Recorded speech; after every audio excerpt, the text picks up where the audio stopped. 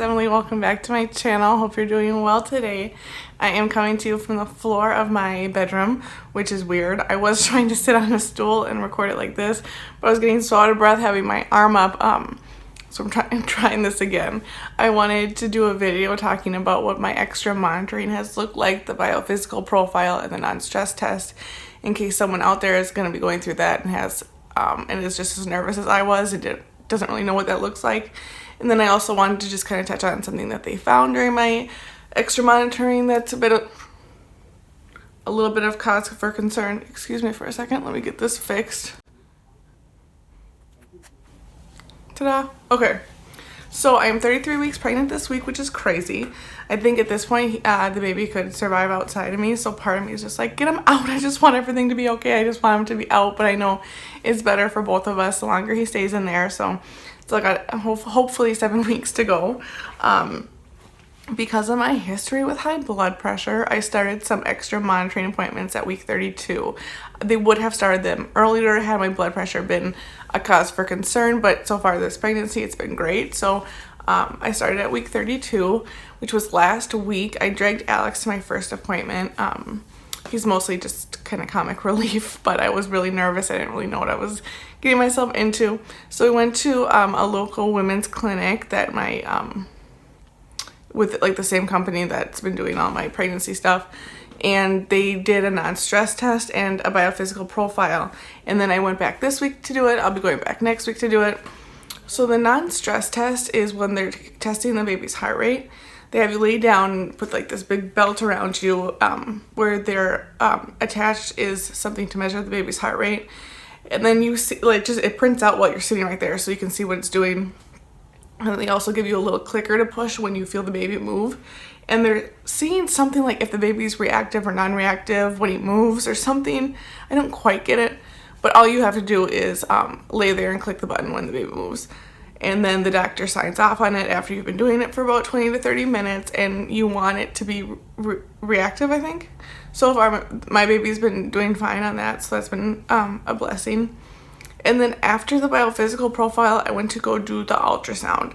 The first time last week, they included a growth ultrasound, but this last week they didn't. I think they only do the growth ultrasound once in a while. My baby was measuring at about 79th percentile for his age, which is great. His little bones were measuring at like 31 or 32 weeks, which is fine, and that's like where I was. And then his head was measuring at 34 weeks, so I think I got a big-headed baby. My mom said that's why they have epidurals. So besides the growth ultrasound that they do once in a while, they do the biophysical profile where they're testing about 4 things. I think it's tone, movement, breathing, and something else, and they give your baby a score. So they like to see that the baby's practicing breathing and moving around. My little boy's gotten 8 out of 8 both times, so I'm really proud of him. He's such a little scholar, overachiever. So that's been great, and like I said, it's kind of reassuring to see him and see him doing okay, but sometimes all this extra monitoring seems like the more information you get, the more stuff you have to be worried about. And one thing that's come up since my extra monitoring has started is that they do measure the amniotic fluid during the biophysical profile, and my measurements were coming back high. The normal range is about 5 to 24, and my fluid came back at 24.6, which is, you know, kind of high, and it wasn't too much a cause for concern, but they wanted to recheck it, and they were hoping that it was just like kind of like a weird thing and that it would have dropped back down. But this week it was 24. It was around that same measurement.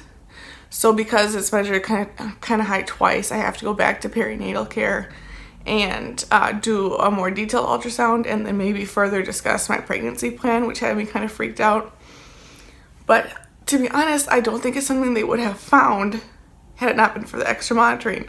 Normally, if your amniotic fluid is concerningly high, you have some symptoms, and I haven't had any of those. And also your belly measure's big. Usually if you have high amniotic fluid, you're measuring weeks ahead of where you are, and I've been measuring normal. So I'm trying not to get too concerned and keep a pretty positive attitude.